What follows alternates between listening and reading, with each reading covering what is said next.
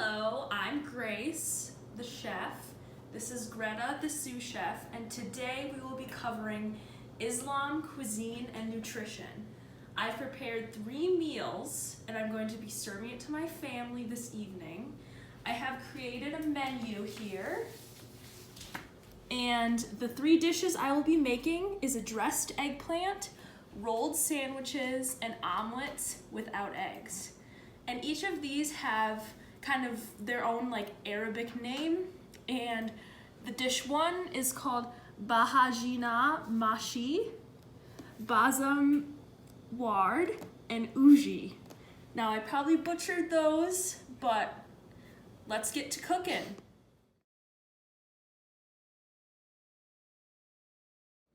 Alright, so my first dish is dressed eggplant, and a lot of the Islam cuisine there was a whole chapter in my recipe book that I chose to follow on eggplants. So there's many different versions of a dressed eggplant, but today I'm going to be making the one that the author actually created himself.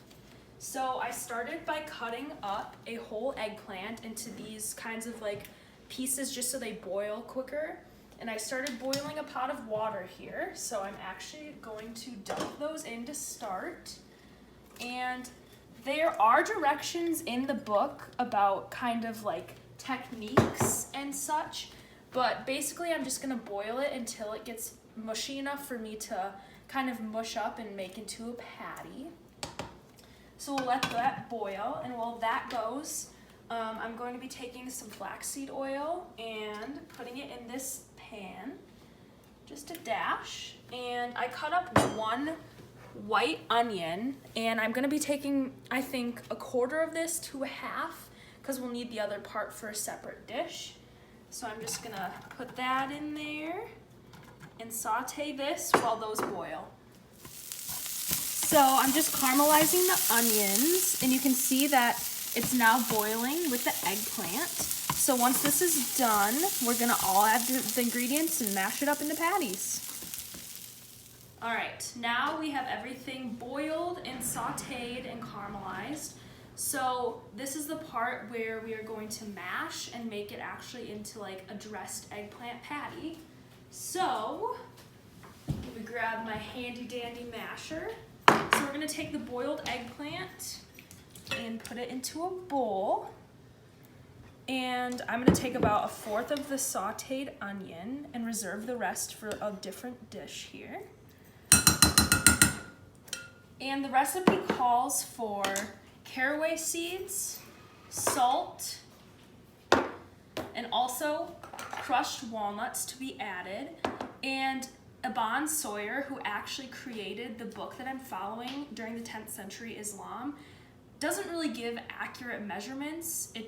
He kind of just generalizes and says, put as much as you please in, God willing. That was his statement after every recipe. He said, God willing, just because it is very much religious based. All of these recipes are. So I'm going to just add a couple pinches of salt, since, I can do as I please here as the cook. So I'm going to add some caraway seeds in. And what's really unique is I've actually never had these spices added, me adding them, so I'm aware that the flavors and tastes.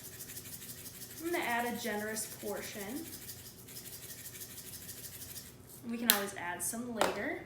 And I'm going to take some walnuts here, and I have my handy dandy cutting board. I'm just gonna probably add, a couple generous grabbing here. And we're just gonna chop it into smaller pieces so we can add that into the patties. Make a mess while doing it.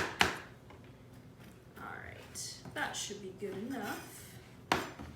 Add that into the bowl. Now we're gonna mix and mash everything and hopefully make a patty. It does look a little liquidy, but we can probably add some other binding agents if need be. So I'll come back to you when we form the patties. All right, so we're back by the stove top. And traditionally, during the 10th century, they had more of like a fire kind of contraption rather than modern day electric stovetop. So I have the mixture mashed here, and I did drain some liquid just to try and see if we can make them into patties here. So I've heated a skillet with olive oil, and as you can see, it's relatively warm. So I actually decided I'm going to try and mold it on the pan. Yeah, it's hot. Mold it on the pan myself here, just to see if it will keep form. And I'll check back in when we have our patties. All right, so our first dish is done. And if you want to come get a closer look, I sauteed the eggplant in some olive oil and made these patties. Now this is like a form of dressed eggplant, and I'm following a 10th century cookbook, so translation may be, you know, a little different than what I have planned out for today. So we'll see how they taste in the final taste test.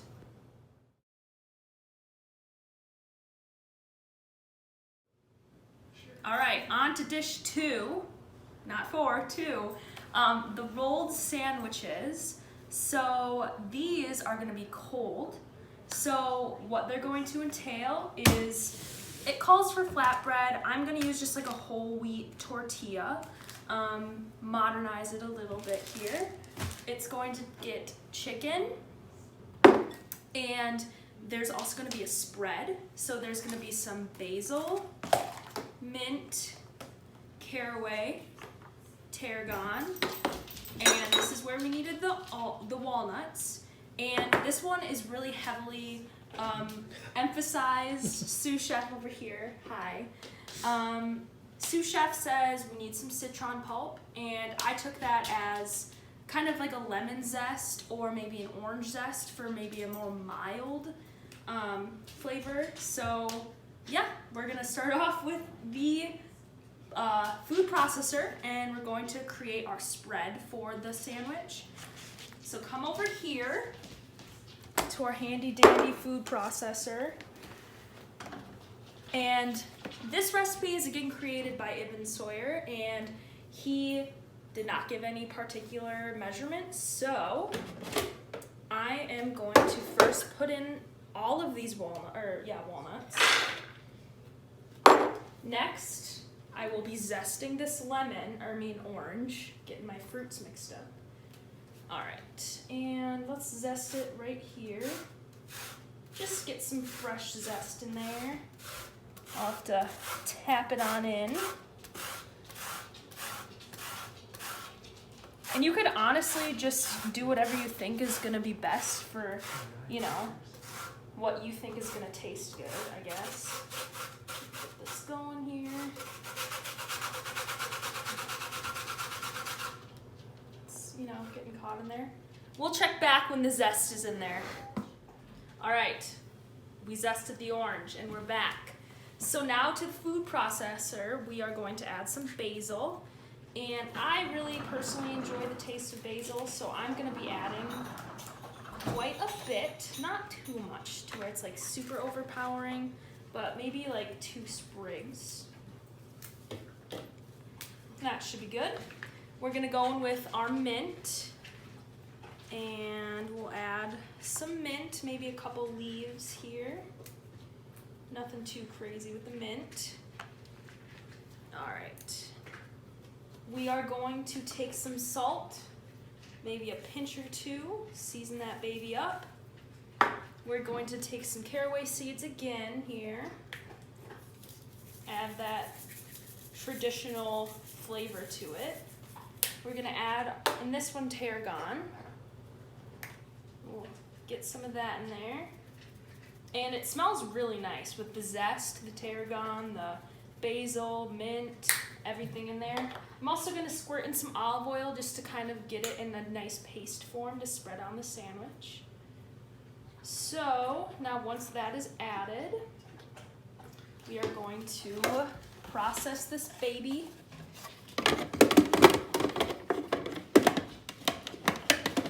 There we go. Hopefully it's locked in there. We're having some technical difficulties. I'll check back when it's working. All right, we're back. Technical difficulties all taken care of. And we are going to pulse this up.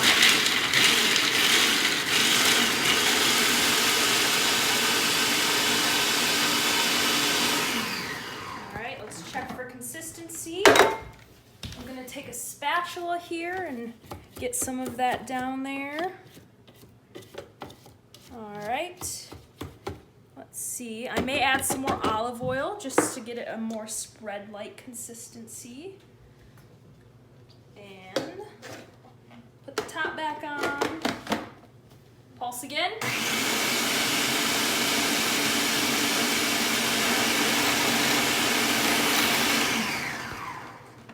All right, looks better.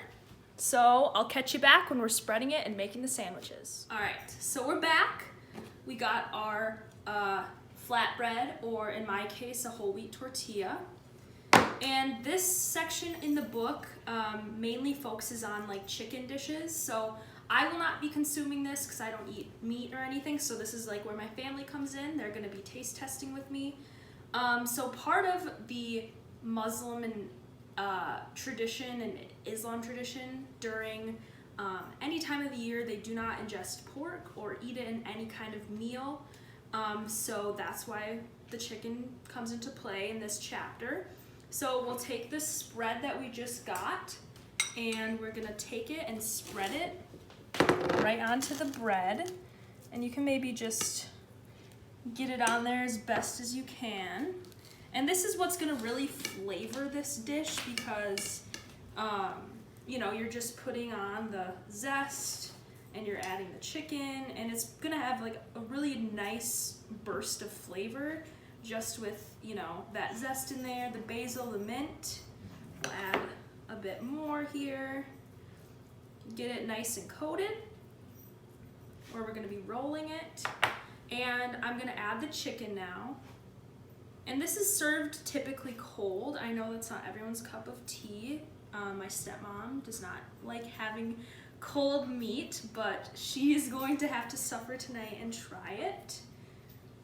So once we have this, we're going to roll it. So I'm just gonna take it and kind of roll it and try and get it as neatly as possible rolled here. And then we'll set it off to the side, and we're gonna chop that into bite-sized pieces, but since I have enough to make another roll, I'm gonna do it just in case my family enjoys it. Check back in when I'm cutting. All right, so on to my last dish. This is a really cool dish that I found in his recipe book. It's actually an omelet, but without eggs. So I thought it was really cool because it seemed like a very modern day recipe for something that, you know, let's say a vegan would eat, which I am vegan, so it is very cool to find that kind of recipe in a 10th century cooking book. But I decided to add a little flair to it. So it's going to consist of 2 drained cans of chickpeas. And back during the 10th century, their chickpeas weren't, you know, in cans, weren't already like ready to just put in a bowl and smush. Like, they needed to hydrate it. So we're going to take the rest of those onions and put that in here. And we're gonna just reheat the sauteed and caramelized onions. But to the pan, we are going to add some spinach. And our sous chef here has just joined us. She is ready to help in the kitchen. It was just her dinner time. She sadly cannot partake in actually eating these foods. So we're going to take maybe a handful of spinach. It's gonna boil down or saute down really into nothing almost. She's pretty excited by the addition of spinach, as am I. So we're just gonna get that going, and once I have this all sauteed up, I'm going to just heat the chickpeas in the bowl or in the pan, and then we're gonna mush it up and make some omelets. I'll check back with you later. So we are back, And we have the sauteed onion with the spinach, the chickpeas. So, start by adding the chickpeas into a bowl. We're gonna add the sauteed onion and also the spinach into the bowl here. And what's really interesting is the Islam 10th century cookbook actually included a lot of recipes with vinegar. It just said vinegar. So I interpreted that as just like a white vinegar. I found a really cool vinegar at the store, but it was super expensive. It actually was like infused with tarragon, but we're just gonna go with a white vinegar here. We're gonna just add a little acid to this here. And then we're gonna add some salt, season that baby up. We're gonna add some pepper. And as in all the other recipes, caraway. And tarragon, however you pronounce it. And then we're gonna start smushing. I dirtied up my other smushers, so we're gonna try and do with a fork. And I will check back in when we have it all mixed up. All right, so what's really exciting is we have our egg. It actually is really like the same color. It kind of reminds me of like hummus consistency, which it basically is because it's chickpeas. So a lot of recipes I found, they either sauteed it in a pan and made little patties, but I also found in the recipe book, also spreading it on some sort of flatbread or smaller bread, thinner bread I mean. So what I'm gonna do is I'm actually gonna spread it on these tortillas and basically make like a roll out of them, or like kind of basically an omelet, but it needs some sort of structure here. And I've actually heated the tortillas in the microwave just so they're easy to kind of hold its form. So I'm just gonna roll it like this, and voila. I'm gonna make one more and then set the table for my family, and I'm gonna capture their reaction. So here's my setup for my family. So this is technically the first dish, the second dish, and then the third dish. And I have actually made menus for them. So it has the name of the recipe book I follow, each dish and what is kind of like in it and the flavors. Head chef, sous chef, she's right here. She helped me quite a bit. So, and I will check back with their reaction. All right, this is the Wells family. This is my stepmom, Brenda, my dad, Paul, and director, filmmaker, and amazing brother, Ethan, who hopefully will be at the U with me sometime. All right, here we go. So, meal one, or dish one, is dressed eggplant, and it should be hot, and it is also vegan, and I will film what they think of it after I serve it. Okay, open discussion on the first dish. Personally, for me, it wasn't my favorite. Let's hear everyone else's. Who wants to start? I will. Okay. So, yeah, the eggplant being mashed really did make it have an odd texture. And on top of that, it was a little bland. The crunch to it, what was that? The walnuts? That was okay. I liked the crunch. Okay. Anyone else? I like the crunch, I like the onions, but the texture was terrible and it was bland. I would not eat it again. It was not my favorite. Texture was weird. I like the nuts. Yeah. Was that the potatoes in it too? No, just eggplant. Well, that's the other one. I was thinking Yeah. it was okay. Well, it was okay. All right. Well, in that case, we're on to dish two, the meat dish, and it was supposed to be the entree. So I'll get everyone's reaction. I forgot to introduce the dish, but I made them read the menu that I created.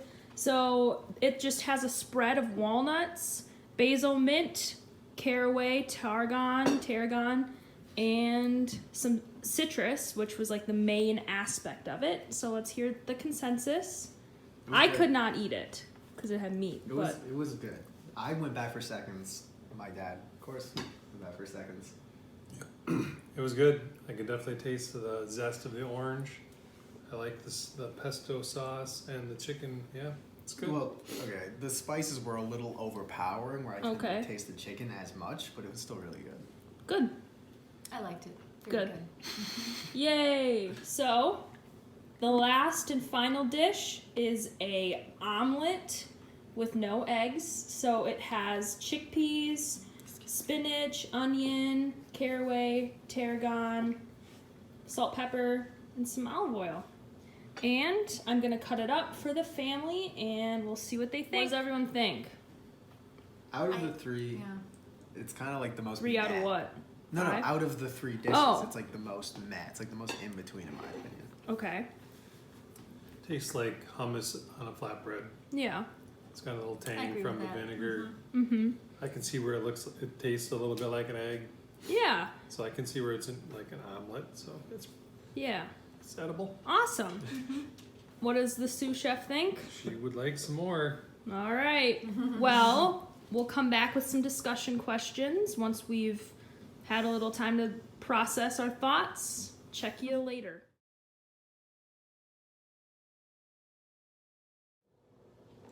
So, I have a few discussion questions that I will be starting to discuss on Islamic cuisine and culture and how it is different in the Middle Ages. So my first question is, according to M.B. Du Bois, author of Medieval Cuisine of the Islamic World, he states that Christianity had an impact on the author who created recipes that I cooked today.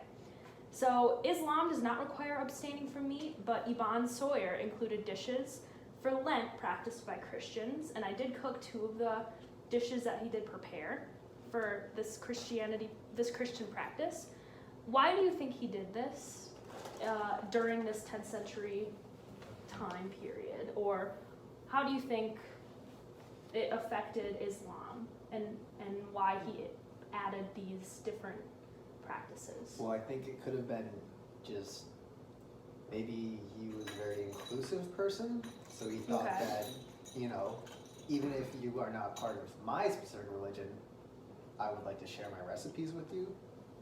Sure. One way to see it. Yeah, I mean, since I feel like food and religion back in the Middle Ages was such a huge part of living and life, you know, he had to include all kinds of religions. So yeah, good answer. So my second question is, Ibn Sawyer was trained in medical and dietary matters of the 10th century Islam. So he presents not only recipes, but nutritional and medicinal information. So my question is, how could we hypothesize differences of these practices or kind of dietetic mindset to like modern day information? And I do actually have some examples, but I want to hear from you guys what you could possibly hypothesize. Wow. Well, my guess is he just thought of the dietary or the benefits of what he included in there, like the citrus and the vinegar. Mm-hmm. Yeah, and using the Testing individual things and seeing like, oh, this made me feel this way. Maybe Yep. this does Right. this certain thing. and using Yeah. the ingredients he probably has on hand. Mm-hmm. Definitely. And technology and all of that plays a role as well. So I actually found some excerpts from the recipe book I followed, and I'll read some for you. And some of them are a little odd to us nowadays, but back then it was normal. So one of the chapters is on qualities of water and if it's air cooled or not. So one thing he said was regulations for drinking water. Know that water preserves the body's innate moistures. It thins down the nourishing liquids and facilitates their absorption. It also restrains heat, and therefore it suits people with fevers, them with hot temperatures, and it helps more than wine. So, and think back to like 10th century. That was thousands of years ago, and you know, these kinds of practices were super prevalent. Right, that's like the Mhm. weird sort of logic that they Yep. had to use back then instead of using like the actual facts. Like fevers, Yep. you know? We know what fevers are, but back then they were like, they didn't understand why this person was getting hot. Like, Mhm. drink water. It'll cool you. Yeah. So in addition, he talks about salty water and how it causes diarrhea first, then constipation. So if a person drinks it all the time, it will cause putridity to settle in, the spleen to enlarge, and humors to spoil. So it propagates fevers, is what he's saying. In addition, he talks about how the temperature of water can be super important. So water chilled with ice will awaken and arouse the drinker if taken first thing in the morning. And it's also good for cooling down the liver. I don't know, he's just, what kind of facts he uses. In addition, chilled water that is too cold causes flatulence and does not quench feelings of thirst, spoils the appetite, and slackens the body. In short, it is not good. That's like, if you drink like super, super cold water, like, it's not as good. Mm-hmm. That makes sense, Yeah. except for the flatulence thing. But Yeah, I don't know. also, he's actually using anatomy. Yeah, Yeah, he's Yeah, somehow that's he has to know. he's He trained. understands He's the liver. trained. That's Yep. cool. hmm Yeah. Oh. So now we're talking about condensed juices and how some juices can help with certain issues. So one is a concentrate of citron juice, recommended for all stomach disorders. So it's kind of like the same thing about those rolled sandwiches I made you. It called for a lot of that citron. So that's like oranges, maybe high with vitamin C. But, that kind of thing was used back then for stomach disorders. And last but not least, there's one for vomiting, diarrhea, and excessive heat, which is just like in body temperature. And it's concentrated quince juice, good for all of those things I listed. So really cool, kind of interesting to hear 10th century practices by, like, you could consider a dietitian of his time. So, using the using all of that kind ingredients that they have in the day, like they don't have Pepto-Bismol. of thing. So my last one is just final thoughts and opinions. It's open discussion, and if you have any questions, just ask away. Well, it is really cool seeing these 10th century dishes, because Mhm. we describe them kind of as plain. Well, it's not really having as much flavor, but that's to us. So back then in the 10th century, they eat this with all these spices, and they're like, oh my god, this Yeah. is so good. Well, tradition, like in his cookbook, he doesn't tell me how many spices I should add, how much of it, like it's all to the cook who's making Well, it. what you have available. What you have available, yes. And it could be like, it's so like rich with culture that families could pass down these recipes and like have their own spice concoctions. Because I know in that area of the world, it's super rich with different kinds of spices and different kinds of like even teas and coffees that we don't have around here. So I don't know, it's super culturally important to recognize different, practices, and especially in the time period. So Yeah, because when I think of medieval, I think of like European medieval times. Yep. But like when No. you told me about it, you're doing a thing on Islam, I was like, I've never thought about Yep. that. Yeah. But that makes sense. Yep. So, all right, awesome. Thank you. Say goodbye.